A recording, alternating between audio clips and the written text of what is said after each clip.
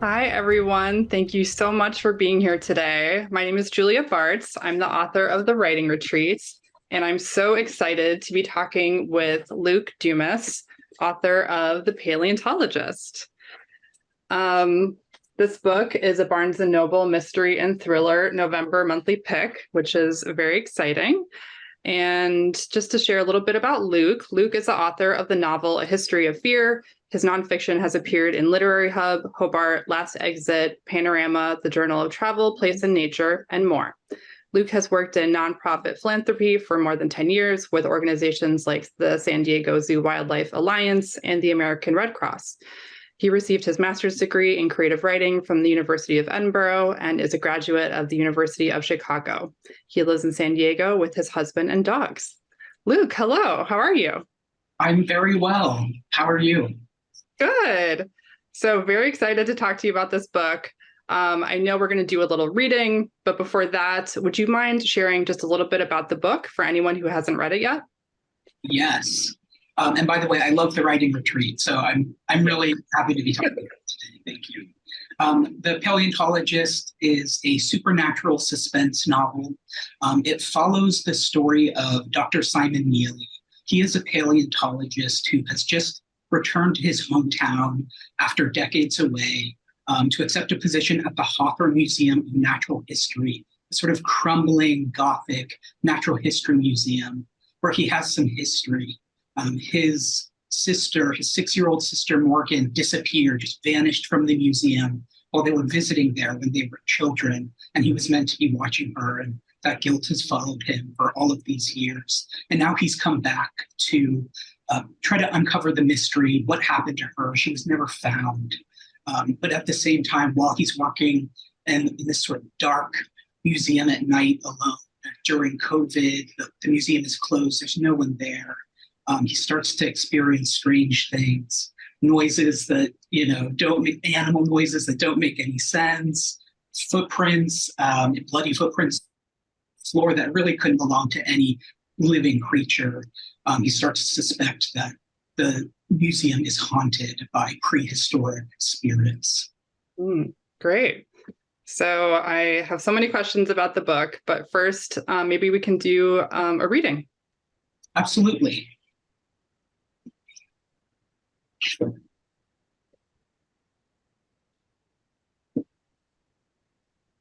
The elevator doors mashed open onto a dark and deserted third floor.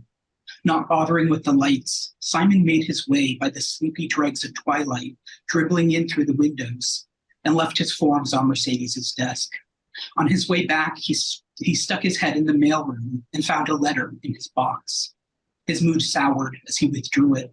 There was a blank space where the return address should have been, presumably another joke.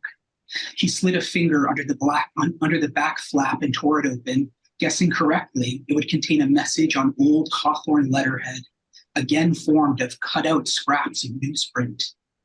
Your sister's bones were a dream, lily white, broke as easy as butterfly wings, believers.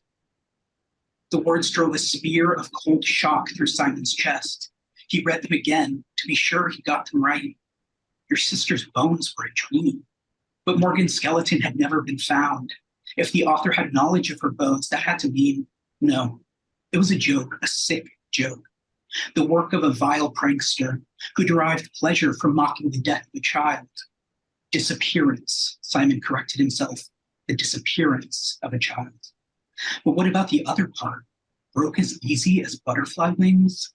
A coincidence or a knowing reference to her obsession with insects? Whoever sent this had known her, and somehow that Simon was her brother.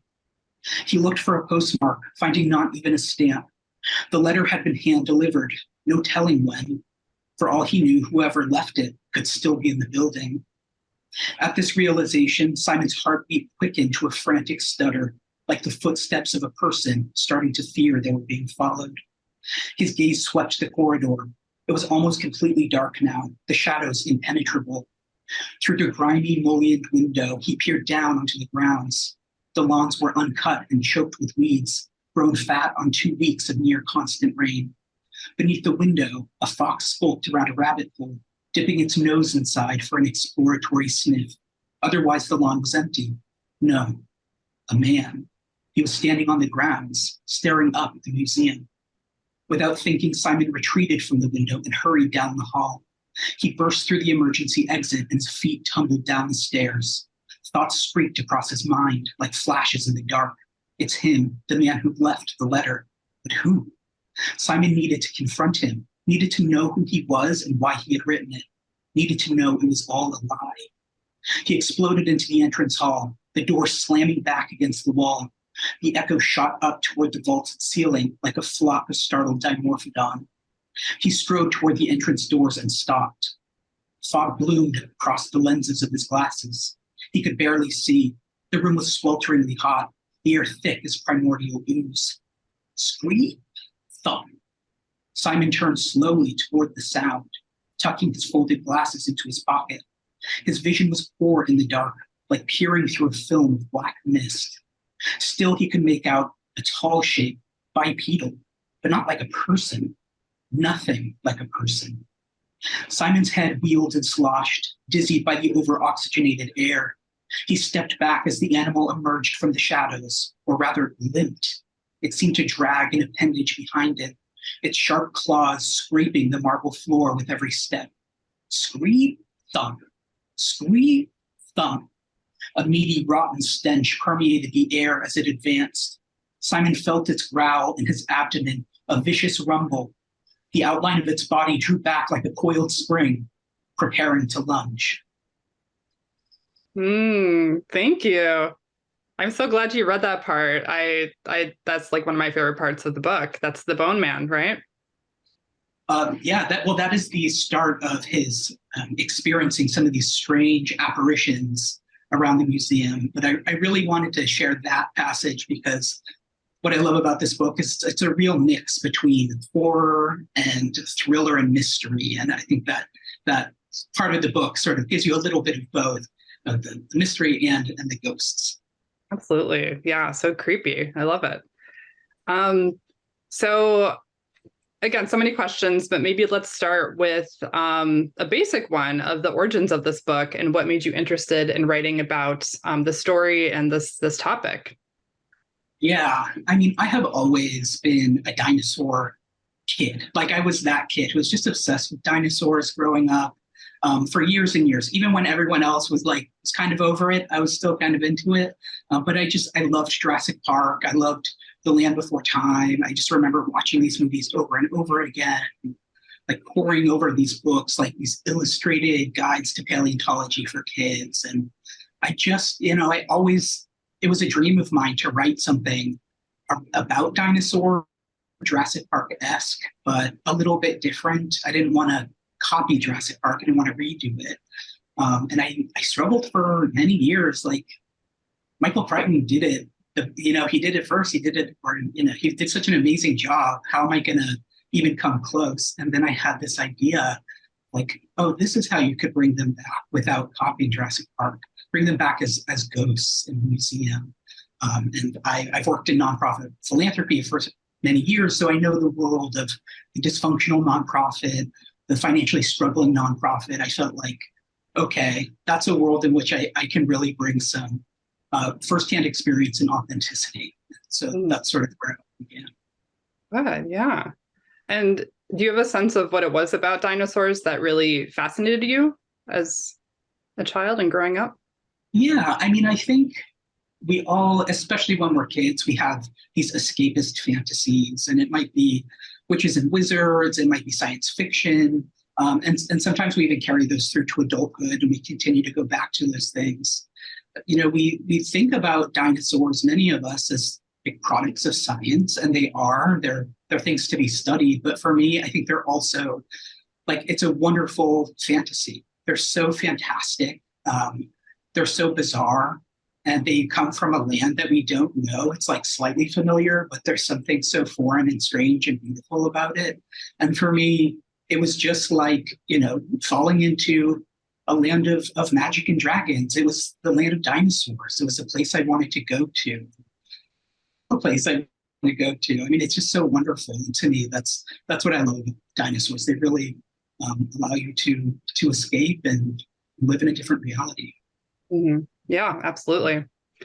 Yeah. And we've already started kind of talking about psychology a little bit. And that's something that I specifically wanted to ask you about because I was really delighted to see that not only is this like a very creepy, atmospheric, and at times very scary story, but there's also so much like psychology, there's so much backstory, there's so much about trauma in the book, like there's so many layers from the sister going missing when Simon's a child to what he goes through during COVID and how that affects his life and his relationships. And he even talks about seeing a therapist at one point.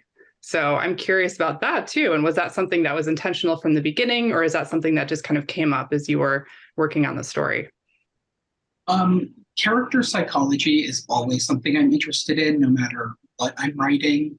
It's sort of the first thing I do when I'm trying to get to know these characters is thinking about what made them the way they are. And also, when you're writing a horror or a thriller, often you have like a very spooky element. You might have a villain or a monster. And I like to think about what type of person would be the most scared of this particular type of monster or this particular threat. And so thinking about, you wouldn't necessarily think a paleontologist would be as scared of dinosaurs, but, he had this experience at the museum when he was young where he lost his sister. He was supposed to be watching her and he was distracted by the dinosaur skeletons that he was so excited to see. So just thinking about how that might have haunted him going forward in his life. I think trauma follows us no matter what kind of trauma it is. And sometimes it manifests in really strange ways. And I was just really eager to explore the ways in which that trauma might have continued to manifest as, this vision of the bone man, a sort of dinosaur / human creature that haunts him in his dreams. And maybe even when he starts to see these ghosts, like, does part of him start to think, am I going crazy? Is this my guilty past coming back and manifesting as something? Like, he had stayed away from this museum for years and now he's finally back. Maybe he's had a mental break. I just thought there was so much to explore there. And yeah, I really enjoyed that part of writing the book. Mm-hmm. Yeah. And I'm also curious about the setting it during COVID. Was that something that I'm assuming you were writing it during COVID and maybe that's where that came in, or was it afterwards and you were thinking back to COVID?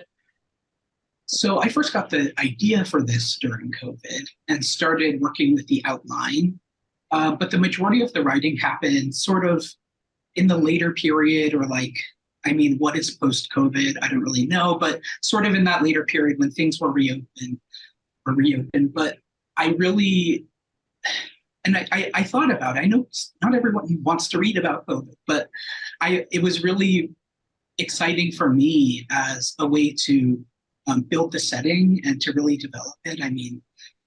If it were open and it were a normal museum, Simon would walk around through the museum and be surrounded by his coworkers. It might be day. There was so much, the idea that this museum is closed, and because it's having financial challenges, there's no maintenance going on. It's sort of falling apart. It just helped create this sort of Gothic atmosphere and in a setting in which Simon would find himself alone a lot in this sort of dark museum, working late nights, because what is time? When you're during those COVID periods, time just sort of ran together. So it just created a really special opportunity to create that, for me, an interesting way to bring that Gothic atmosphere to this story. Mm-hmm. Absolutely. Yeah. Yeah. And there's parts where he's in the basement, and I love basements. There's a basement situation in my book as well. And he's coming across things, and just the sense that there's no one around for, maybe the maintenance person, but other than that, there's no one there. That's such a creepy, lonely feeling. Yeah, absolutely. It's like a big place, right? But it can feel so claustrophobic when you're there in the dark alone and you're hearing things you shouldn't be hearing, or seeing, eyes flashing in the darkness. Hmm. It's really fun. Yeah. So I think it's time for us to move to some Q&A from a whole bunch of people sent questions in. Thank you all for doing that. A lot of people wanted to know about research methods.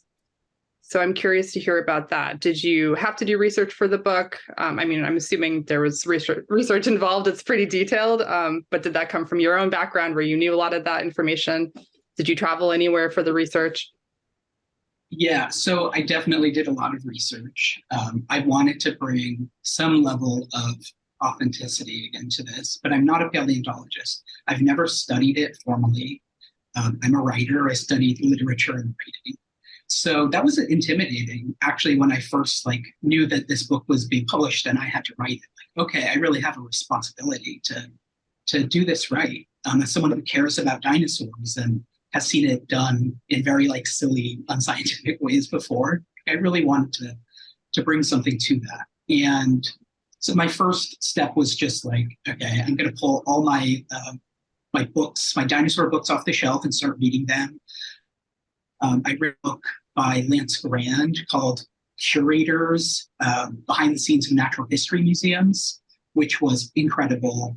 It's about a curator who had worked for decades at the Field Museum in Chicago, which is mentioned in the book and is part of Simon's own history. So it was perfect just to really understand how does museum curation work behind the scenes. And the museum curation is actually a research field.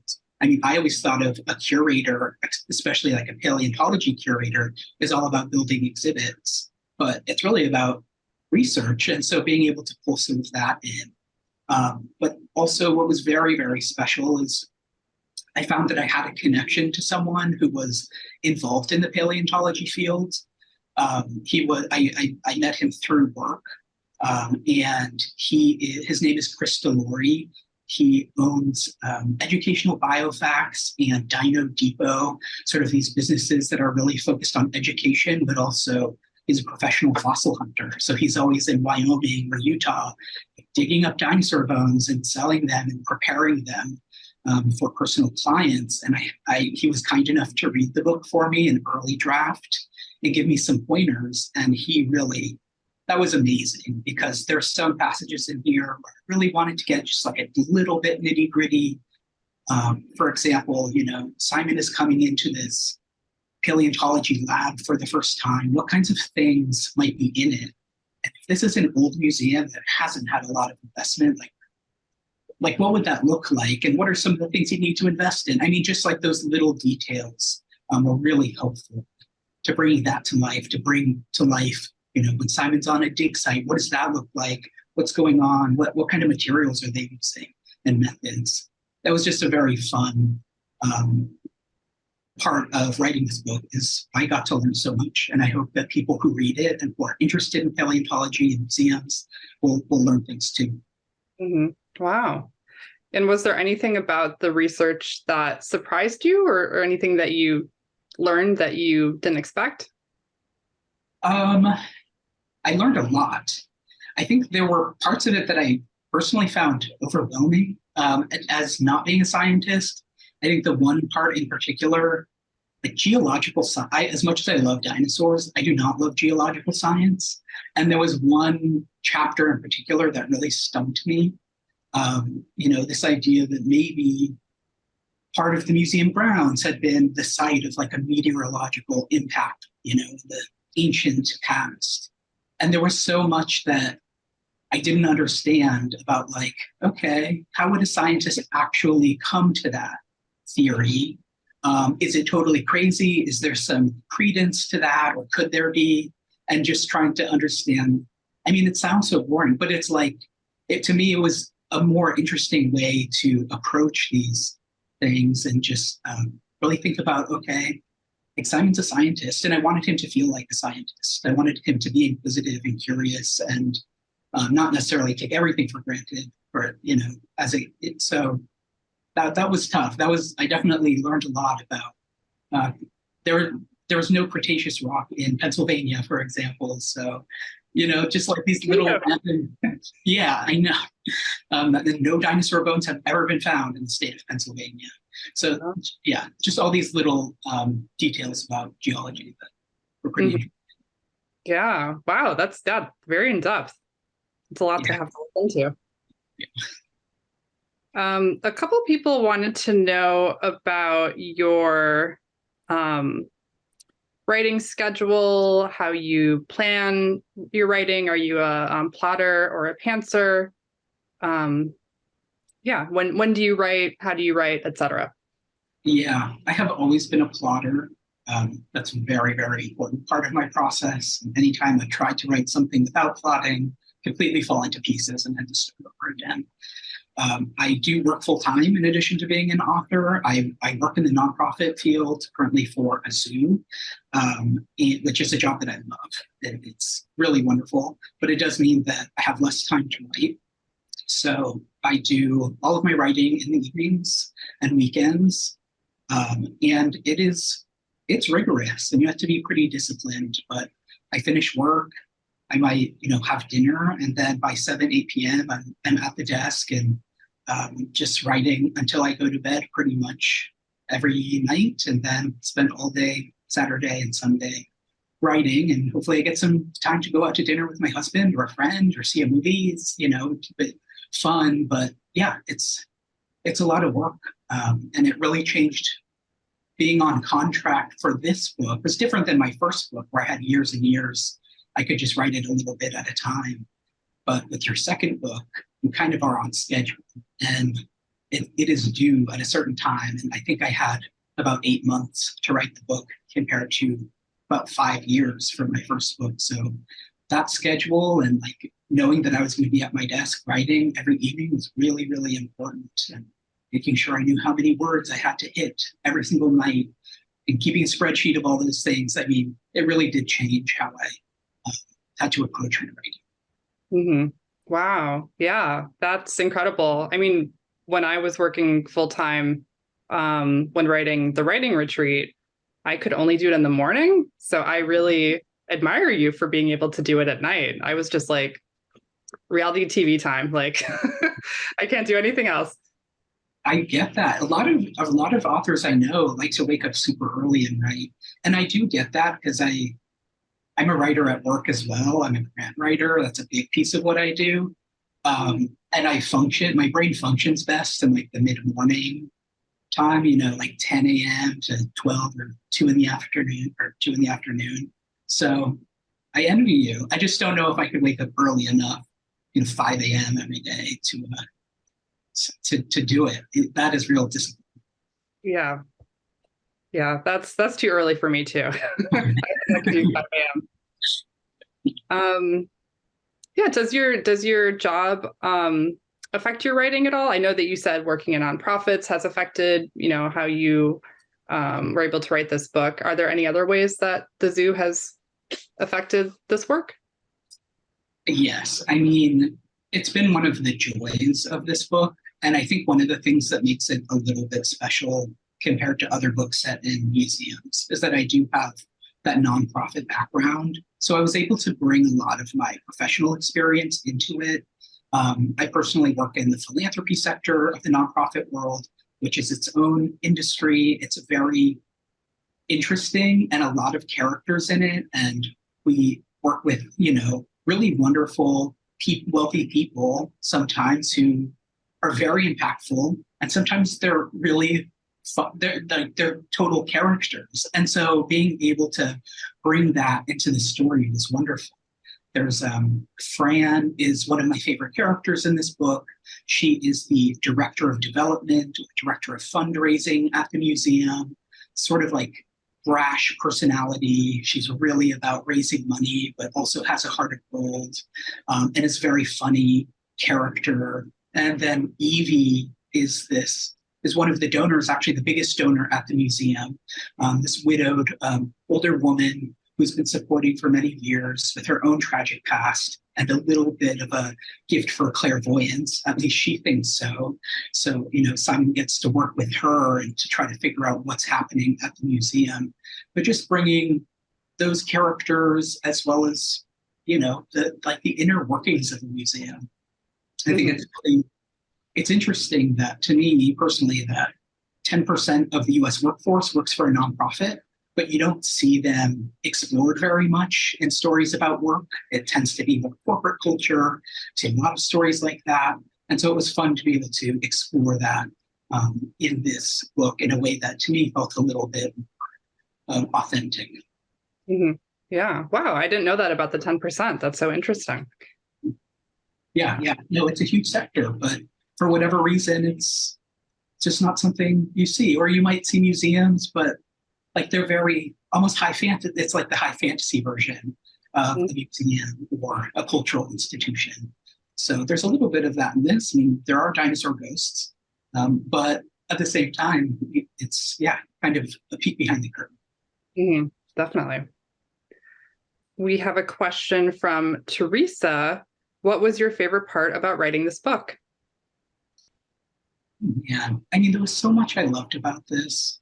I think for me, it was going back to that childhood love of dinosaurs and that desire to really escape into a world of dinosaurs.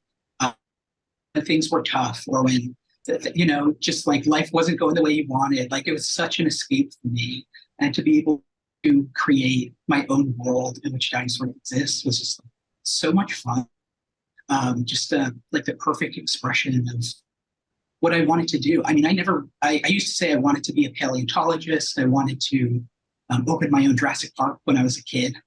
But really what I wanted, as I got older, I figured out I don't want to study science. I like the fantasy. I like imagining myself surrounded by these creatures in a world where all of the other stuff doesn't matter. And I kind of got to live that out in this book. So that was really special. Wow. Katie has a question. What did you learn about yourself after writing the book? Yeah, I mean, I learned about myself as a writer for sure. As I mentioned, the schedule for this was very, very different than I had in the past. So in the past, I tend to be a very methodical writer. Like, I want to make sure that every word is placed just so before I move on, which the benefit of that is that I don't tend to need as many drafts or as much editing. Maybe I like polish, but the downside is very slowly.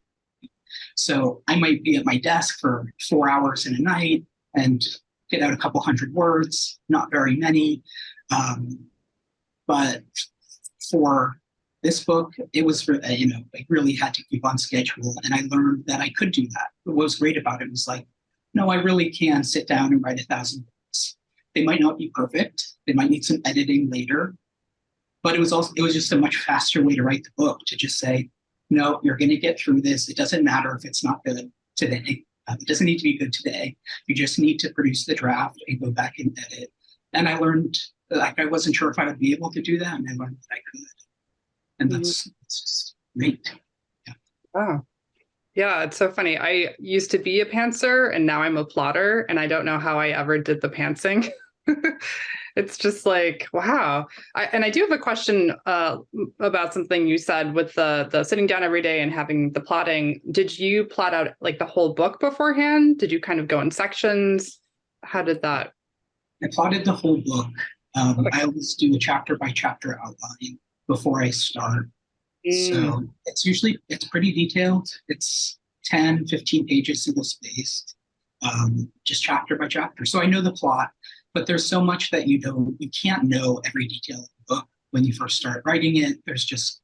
So you add layers and you add connections and callbacks, and that's really fun to discover those things as you go. And it always brings up new ideas that you never conceived of. Like, oh my God, this is like a perfect thing to call back. So that was fun, but definitely, yes, it is very structured, and I write chronologically. So I just move through that outline. Hmm. Did anything surprise you about like a character or like a twist or anything as you were writing? Yeah, some of the way that the relationships developed, some of the emotional connections between the characters that I didn't realize they would have by the end were very strong. Um, I don't want to give too much away, but there are characters that start as enemies and end as friends. There was just, yeah, really like discovering that I knew going into this that Simon would have this emotional connection to the museum and to the disappearance of his sister, that loss. But actually, I found that a lot of the characters have some form of emotional connection to loss, and that influenced their own lives. For example, Evie, the donor who's clairvoyant, she had her own, and that sort of expressed this this interest in spirits and this belief that she could speak to spirits. So the ways that like the supernatural interacted with the psychological, it was just fun to find that that could be true not just for Simon, but for multiple characters. Hmm. Yeah, I love that.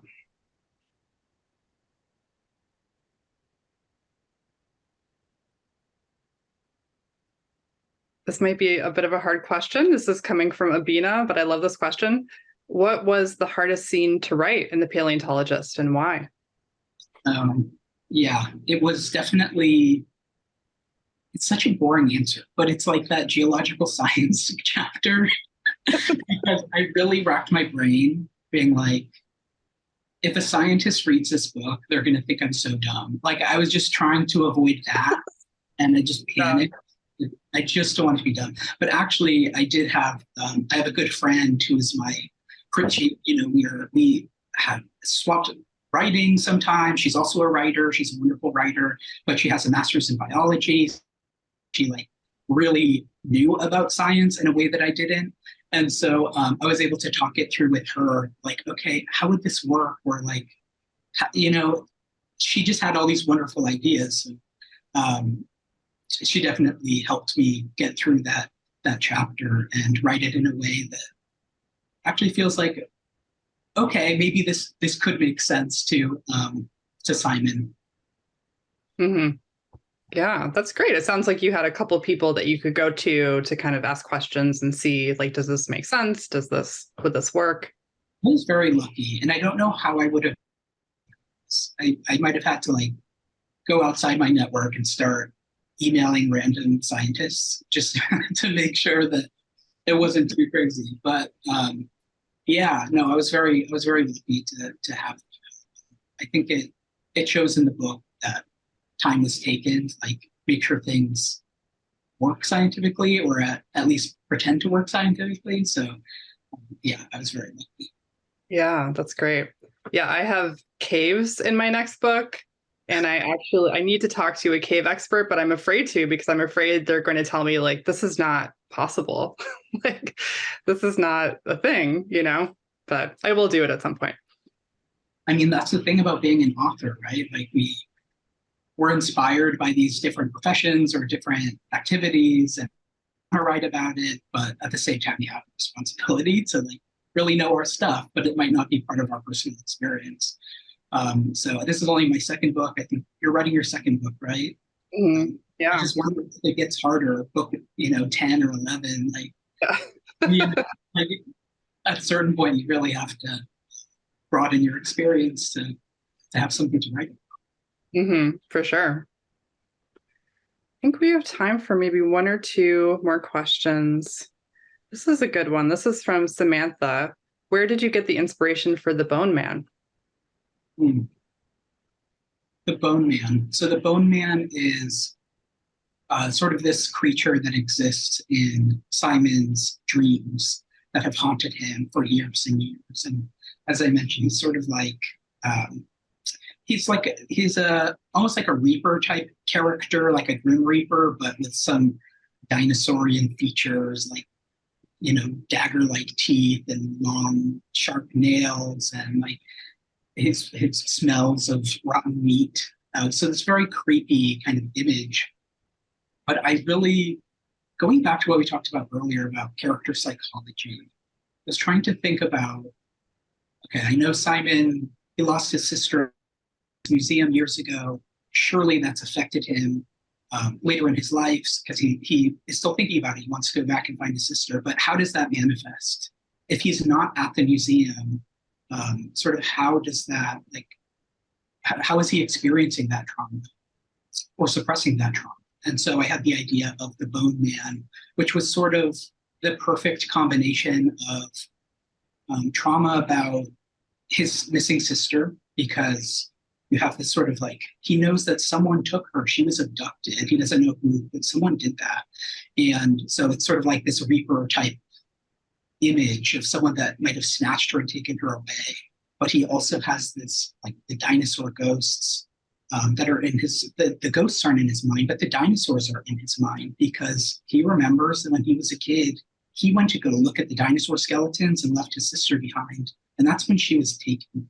And so maybe like that trauma, that guilt about favoring the dinosaurs over his sister, combined with her being missing and taken, have sort of combined into this one super creepy image in his head of like this dinosaurian type snatcher character that he calls the Bone Man, because the Bone Man is always carrying around a sack of like jangling bones.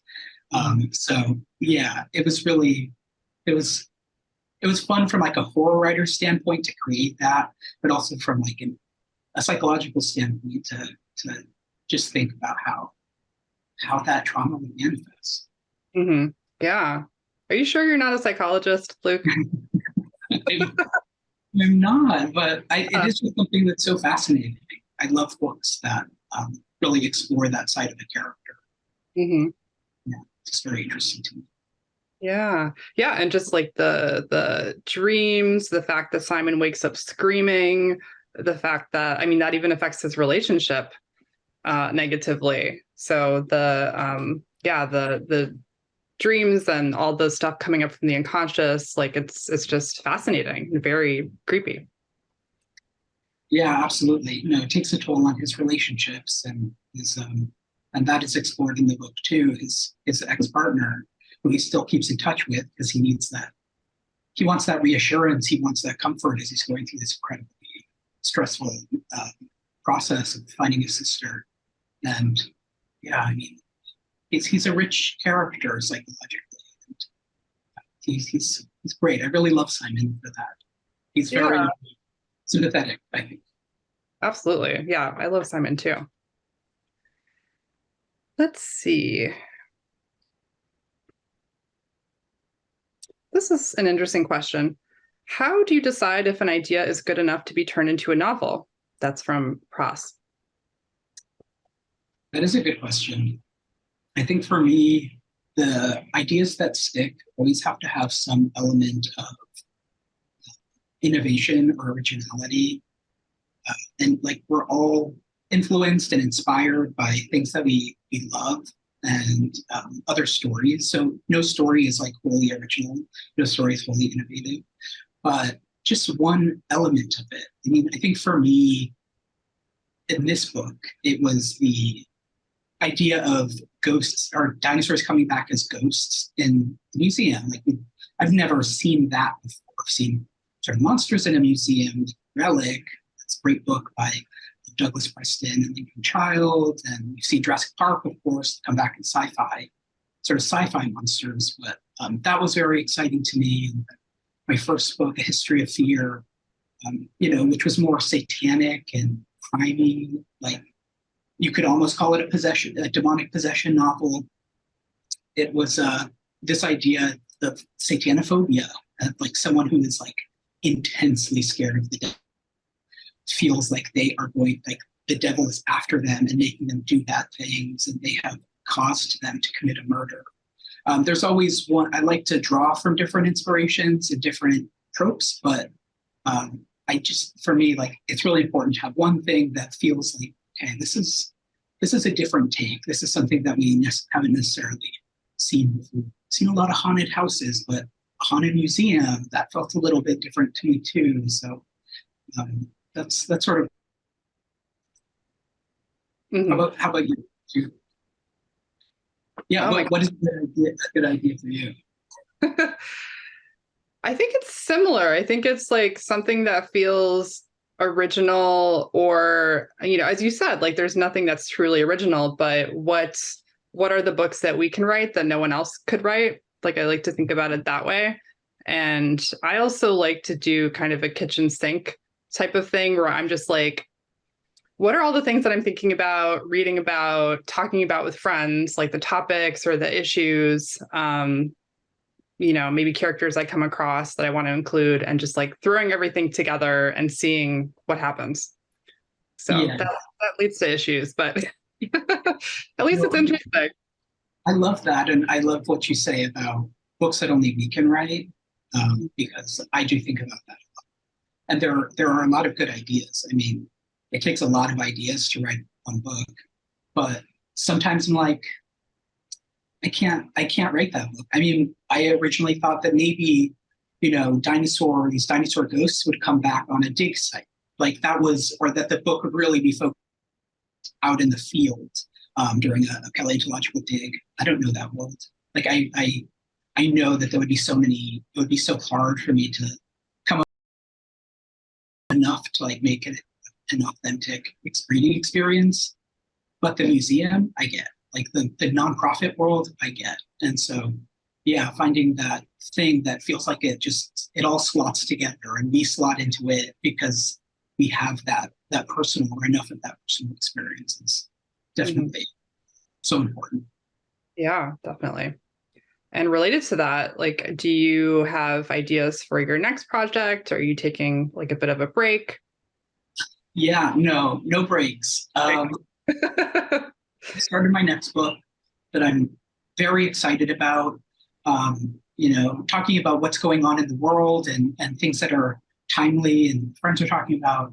I mean, I think a lot of us have heard about these weight loss products called Ozempic and similar products and how they're helping people lose weight very fast.